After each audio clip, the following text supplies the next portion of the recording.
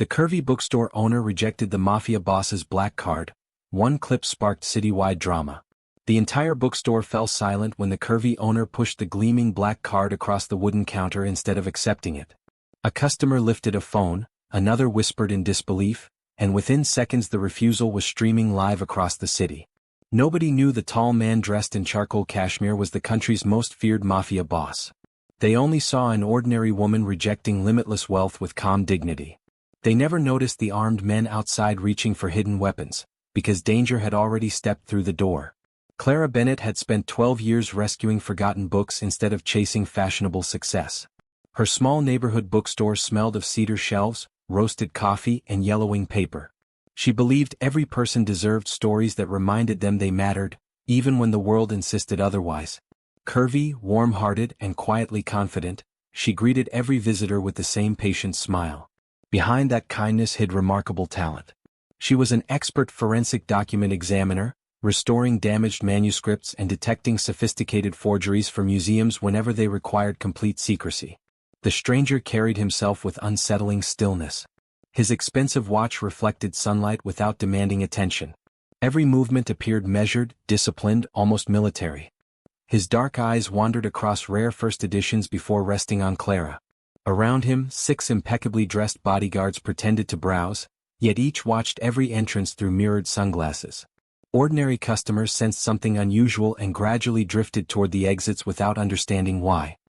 He selected a fragile 19th-century journal containing handwritten maps and placed it carefully upon the counter. Clara examined the faded leather binding before smiling gently. "This volume isn't for collectors seeking decoration," she said. "It belongs with someone willing to preserve its history." "I'll pay whatever you ask," the stranger replied evenly. She named the price. Instead of cash, he offered the black card.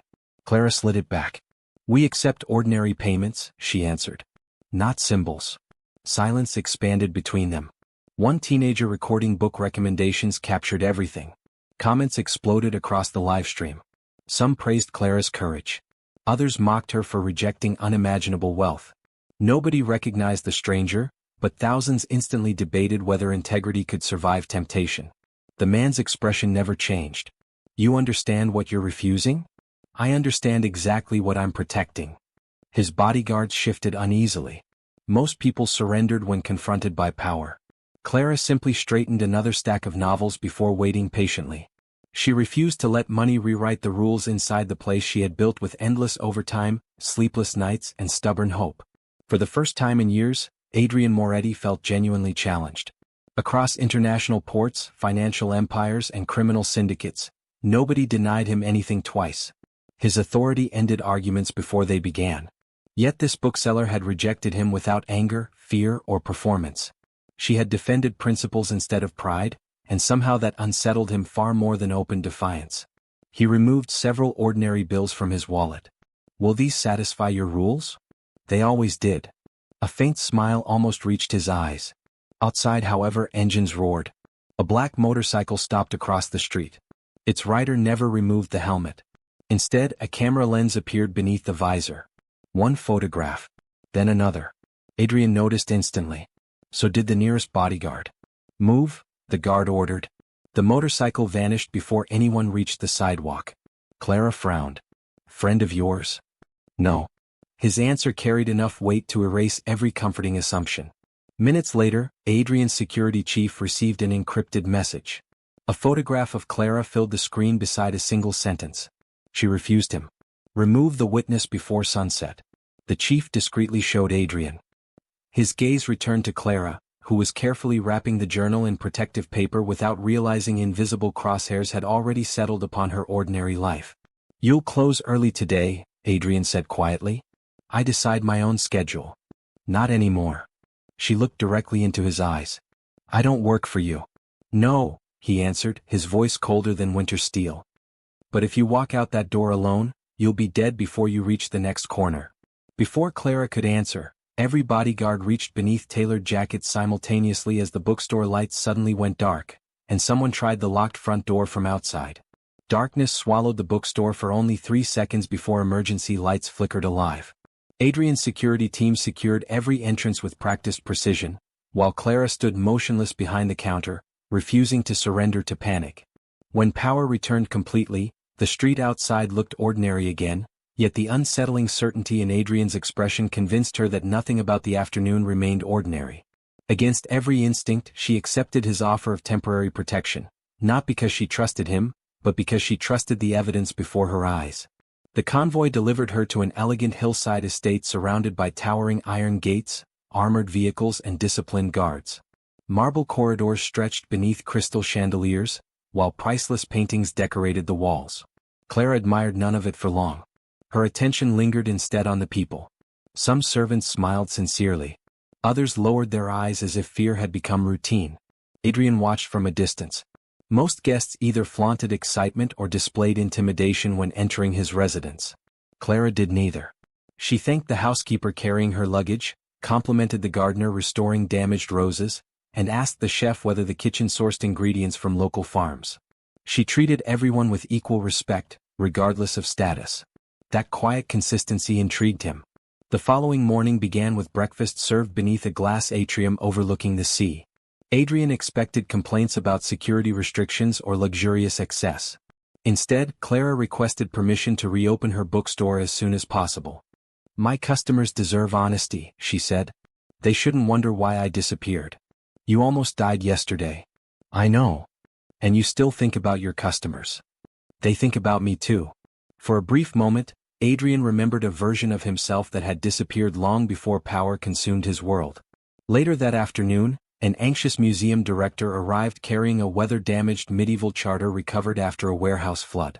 The priceless document contained ownership records linked to an international legal dispute. Restoration experts had failed to determine whether recent alterations were genuine or forged. Adrian observed silently as Clara examined the parchment beneath specialized magnification equipment borrowed from the estate archives. She adjusted lighting, studied ink flow, measured pressure marks, and compared microscopic fiber damage without unnecessary drama. After nearly an hour, she looked up. "The flood didn't damage this section," she explained. "Someone replaced only one paragraph using artificially aged materials.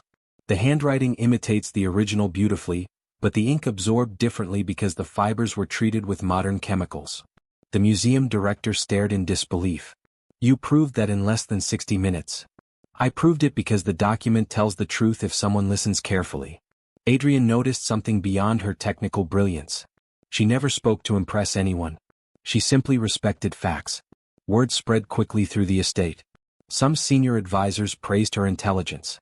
Others dismissed her as a fortunate civilian playing detective inside dangerous affairs. One executive smirked openly during a strategy meeting. "With respect, boss, she's still a bookstore owner." Clara answered before Adrian could respond. "A profession doesn't measure competence. Results do." Silence followed.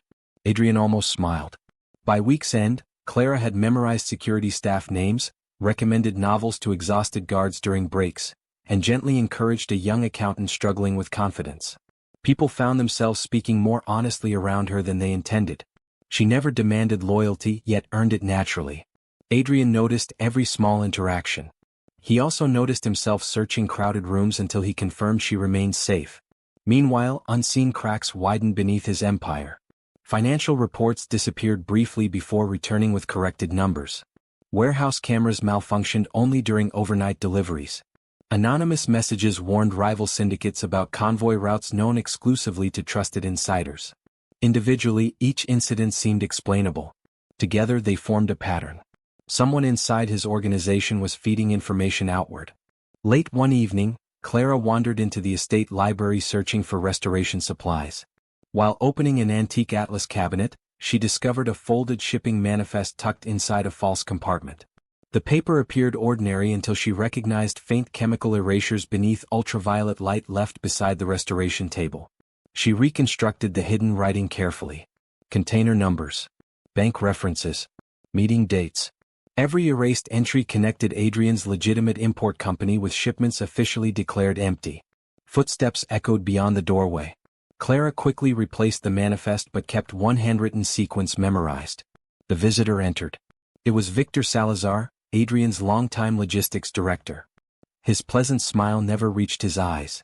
"Interesting room for midnight reading," he remarked. "I couldn't sleep. I hope curiosity doesn't become dangerous. She returned the smile politely, though unease settled heavily inside her chest. The next morning, Adrian received confirmation that one of his offshore accounts had been compromised. Millions had vanished without triggering internal alarms. Only someone with exceptional access could have bypassed every safeguard. When Clara quietly repeated the memorized container sequence, Adrian's expression hardened. Those numbers belonged to confidential operations known by fewer than 5 people. Across the estate, Victor glanced toward the security cameras, touched a concealed earpiece beneath his collar and whispered, "She's starting to understand." Far beyond the mansion gates, a sniper adjusted his scope toward the estate's eastern gardens, while an unfamiliar black sedan parked beneath distant trees, its occupants watching every entrance through high-powered lenses. The hunt had already begun, and this time there would be nowhere left to hide. Morning fog drifted across the eastern gardens as Adrian studied the estate's security reports, every instinct warning him that the enemy had already moved into position. Clara stepped onto the stone terrace carrying 2 cups of coffee, unaware that several hundred yards away a sniper's finger tightened against the trigger. The first shot shattered a marble column instead of Adrian's skull because Clara instinctively pulled him backward the instant she noticed a flash reflecting from distant glass. "Down!" she shouted. The peaceful estate erupted into chaos. Bodyguards surrounded Adrian while bullets ripped through hedges and fountains. Armored vehicles accelerated toward the eastern gate as security teams returned fire. Smoke grenades rolled across the driveway, hiding a convoy of black SUVs that smashed through the outer checkpoint. Masked gunmen poured from the vehicles, transforming the luxurious estate into a battlefield within seconds. "They're inside the perimeter," a guard yelled over the radio. Adrian drew his pistol with practiced calm. "Protect Clara." She refused to hide behind the security team. Instead, she noticed something no one else had. One attacker carried a leather document case instead of ammunition. Another ignored expensive artwork and headed directly toward the archive wing. "They're not only here to kill," Clara realized. "They're searching for records." Before Adrian could answer, an explosion blasted open the western corridor. The kidnapping attempt began immediately. 3 armed men broke through the smoke and grabbed Clara before the nearest guard could react. She fought fiercely, striking one attacker with a heavy brass bookend before another forced her toward a waiting vehicle. "Move." Adrian's expression turned terrifyingly cold. "No one touches her." His command echoed across the courtyard as his elite guards launched a relentless counterattack. Gunfire thundered between stone walls while shattered glass rained from upper windows. Adrian advanced through the crossfire with impossible precision, eliminating 2 kidnappers before reaching the vehicle. The remaining gunman shoved Clara toward the open door, but she twisted free, causing his weapon to discharge harmlessly into the pavement. The firefight intensified. Suddenly, one of Adrian's trusted captains collapsed after being struck near the shoulder. "It's poison," the estate physician shouted. The bullet was coated. Clara dropped beside the wounded man. The strange discoloration spreading across the fabric caught her attention. Years of examining chemical compounds used in document restoration had taught her how certain oxidizing agents reacted with treated fibers. "This isn't military poison," she said urgently. "It's an industrial compound disguised as one." She tore away the contaminated fabric before the chemical reached the open wound, ordering fresh water instead of the antidote the physician had prepared. "Flush it continuously. Don't let it activate." The physician hesitated. Adrian didn't. "Do exactly what she says." Minutes later, laboratory testing confirmed Clara had been right. The false antidote would have accelerated the toxin and killed the injured captain within minutes. Her understanding of chemical reactions, knowledge developed through years of restoring priceless historical documents, had exposed the enemy's deception and saved multiple wounded guards from receiving the same fatal treatment. Adrian looked at her with unmistakable admiration. "You saved my people. They're your family. They're becoming yours." The final attackers retreated through the damaged gates, leaving burning vehicles and scattered shell casings behind. Among the abandoned equipment, security teams recovered encrypted communication devices bearing the symbol of the Raven Syndicate, Adrian's oldest rival. Yet something disturbed Clara more than the attack itself.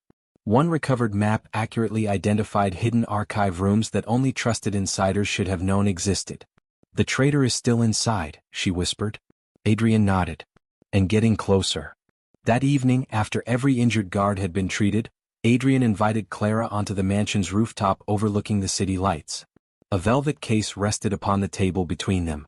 I don't want payment, she said gently. It isn't. Inside rested a beautifully restored first edition of her late father's favorite novel, a copy believed to have disappeared years earlier. You found it? I had my people search every private collection on 3 continents. For the first time since arriving, Clara's composure broke. Tears shimmered in her eyes as she carefully touched the weathered cover. No one has ever done something this thoughtful for me. Adrian stepped closer, his voice unusually quiet. The world has spent too long measuring you by appearances. I measure you by courage. You never needed to become smaller to deserve respect. You already stand taller than most people I've ever known. She looked into his eyes. And you hide a kinder man than everyone fears. A faint smile appeared. Don't tell anyone. The distance between them disappeared until only a heartbeat separated their faces. Just as Adrian slowly reached for her hand, a single red laser dot settled across Clara's chest from the darkness beyond the estate walls, and Adrian spun toward the night with his weapon already raised. The attempted assassination changed everything. By sunrise, every newspaper carried blurred photographs of Adrian shielding Clara with his own body while armed guards exchanged gunfire across the estate. Public curiosity transformed into fascination, and invitations that had once ignored the quiet bookstore owner suddenly arrived from the city's most exclusive circles. Adrian accepted only one, a charity gala benefiting children's literacy programs. If the enemy wanted to watch Clara, he would force them into the open. The ballroom shimmered beneath crystal chandeliers, its marble floors reflecting elegant gowns, tailored tuxedos and priceless jewelry. Politicians mingled with business magnates while journalists searched for the evening's biggest headline. Conversation stopped the instant Adrian entered. He was dressed in a perfectly tailored black tuxedo, commanding attention without asking for it. Then Clara stepped beside him. Her emerald silk gown celebrated her curves instead of hiding them. Diamond earrings, selected personally by Adrian, sparkled beneath softly styled hair, yet her warm smile remained unchanged from the woman who once welcomed readers into a tiny neighborhood bookstore. She looked confident because she had finally stopped apologizing for existing. Whispers spread through the ballroom. That's the bookstore owner. She doesn't belong here. How did she get beside him? Clara heard every word. She simply smiled and continued walking. At the charity auction, organizers displayed a collection of rare historical manuscripts donated by prominent collectors. Moments before bidding began, Clara noticed subtle inconsistencies in one supposedly authentic royal decree. She politely requested permission to examine it. Several wealthy guests exchanged amused looks. A bookstore owner wants to authenticate a royal archive? One executive joked. Adrian answered before Clara could. Give her the document. Within minutes, Clara identified microscopic abrasions hidden beneath decorative illumination and demonstrated that the official seal had been transferred from another parchment using modern restoration chemicals. The room fell silent. The museum curator confirmed her findings. Gasps echoed across the ballroom as security quietly removed the forged document worth millions. The executive who had mocked her lowered his eyes in embarrassment. Adrian looked at the assembled guests. I suggest you remember tonight. The woman you underestimated just protected every honest collector in this room. For the first time, applause filled the ballroom for Clara rather than for wealth or influence. Days later, Adrian invited her to a private family dinner inside the Moretti estate. Powerful relatives, trusted advisors, and senior captains gathered around an enormous oak table. Many still questioned whether an ordinary civilian deserved proximity to the organization's leadership. Conversation remained polite until Adrian's uncle Lorenzo spoke. She's intelligent, he admitted, but intelligence doesn't survive this world. Before Adrian could respond, Clara answered calmly. Perhaps. But neither does arrogance. Several captains struggled to hide smiles. Even Lorenzo laughed despite himself. Respect replaced skepticism, one measured conversation at a time. The following afternoon, Adrian brought Clara into a confidential Mafia council meeting. Maps, financial projections, and intelligence reports covered the conference table. Rival syndicates had begun targeting legitimate businesses connected to the Moretti organization. Executives debated retaliation. Clara quietly studied shipping routes projected across the screen. May I ask a question? The room became still.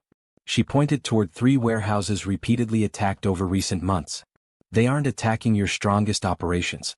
They're forcing insurance claims while distracting everyone from this shipping corridor. She traced a forgotten coastal route. If I were stealing confidential cargo, I'd move it here because everyone expects conflict somewhere else. Analysts checked the data. Her conclusion was correct. A hidden smuggling operation, previously unnoticed, immediately came into view. Even Adrian's oldest advisors looked astonished. You've just uncovered 6 months of deception, one admitted. Adrian rose from his chair and stood beside Clara before the entire council. Anyone who questions whether she belongs at this table questions my judgment as well. No one challenged him again. That evening, however, betrayal finally revealed its true face. Victor Salazar requested an emergency logistics inspection outside the city, claiming newly discovered evidence against the Raven Syndicate.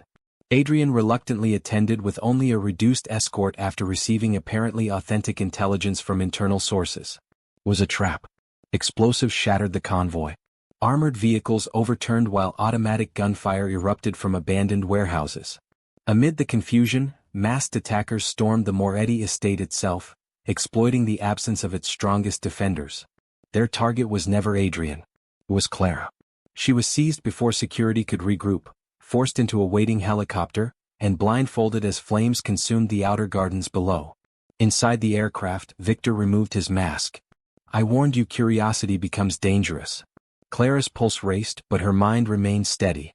She noticed fuel manifests stacked beside military-grade crates and recognized familiar chemical markings identical to those hidden on the forged shipping documents. Every label confirmed what she had suspected for weeks. Victor wasn't merely betraying Adrian. He had been financing the Raven Syndicate through counterfeit humanitarian shipments disguised as museum relief cargo. She memorized every code before the papers were taken away. Miles behind them, Adrian clawed free from the wreckage of his destroyed convoy, blood staining his shirt as he realized Clara had been taken. For the first time in many years, the man feared by every criminal empire dropped to one knee, not from injury but from the unbearable realization that he might already have lost the only person who had taught him that power meant nothing without someone worth protecting. Far above the burning city, Clara looked through the helicopter window, silently clutching the memory of those shipping codes, knowing they might be Adrian's only chance to find her before dawn. Smoke rolled across the abandoned harbor before sunrise, swallowing rusted cranes and silent cargo ships beneath a gray sky. Floodlights cut through the mist as Adrian Moretti's armored convoy surrounded the sprawling warehouse district. Every elite captain stood ready, rifles raised, waiting only for one command.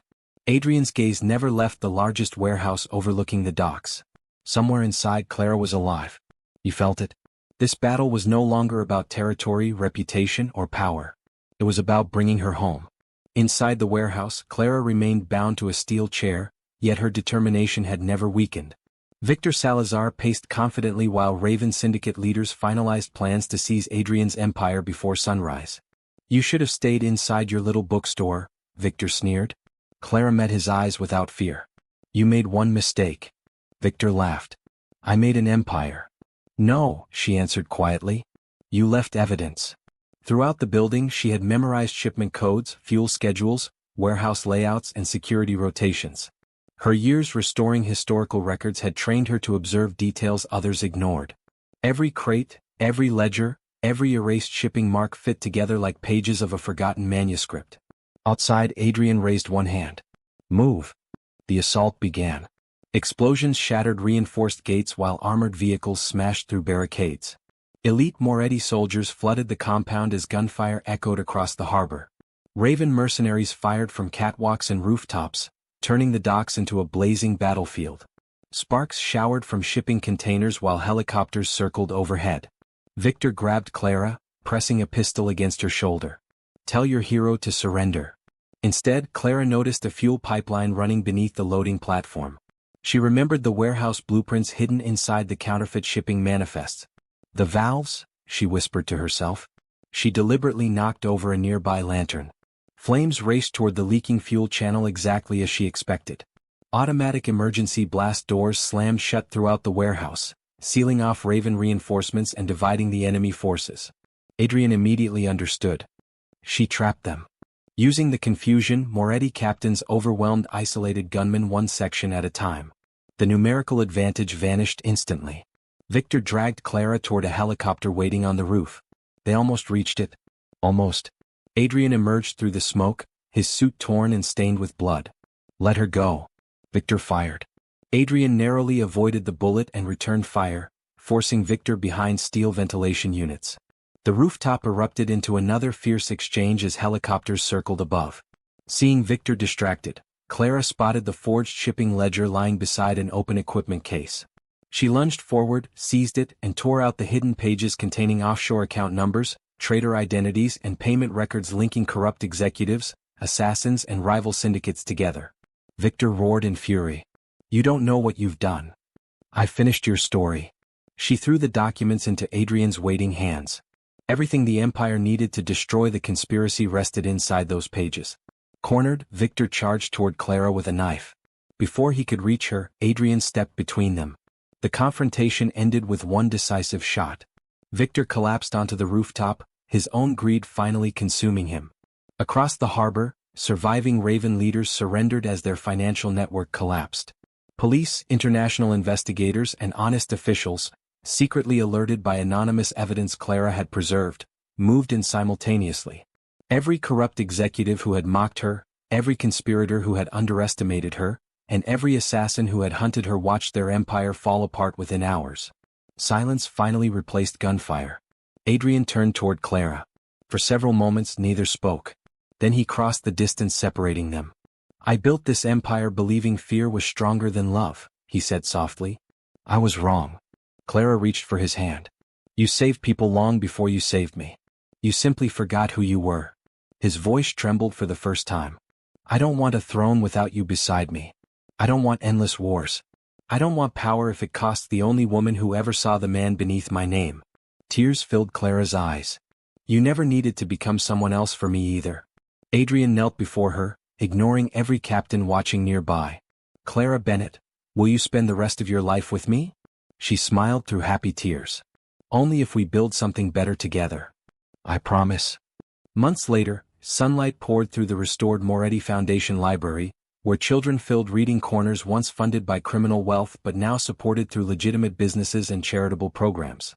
Clara's beloved bookstore had expanded into a citywide literacy network, preserving rare manuscripts and giving forgotten stories new life. Adrian transformed the remnants of his empire into lawful international enterprises, protecting communities instead of ruling through fear. At a celebration attended by family, loyal friends, and the people whose lives they had changed, Adrian introduced Clara not as his possession, but as his equal. "My wife, my partner, my queen." The applause that followed belonged to them both. As evening settled over the city, they stood hand in hand on the bookstore balcony where everything had begun. The same street bustled with ordinary people, unaware that one simple act of integrity had rewritten countless destinies. Sometimes the greatest love story begins not with saying yes to unlimited wealth, but with having the courage to say no. If this story touched your heart, don't forget to like, share, and subscribe for more unforgettable Mafia romances. Tell us in the comments, what was your favorite moment and would you have rejected the black card too? Your support helps bring more cinematic love stories to life.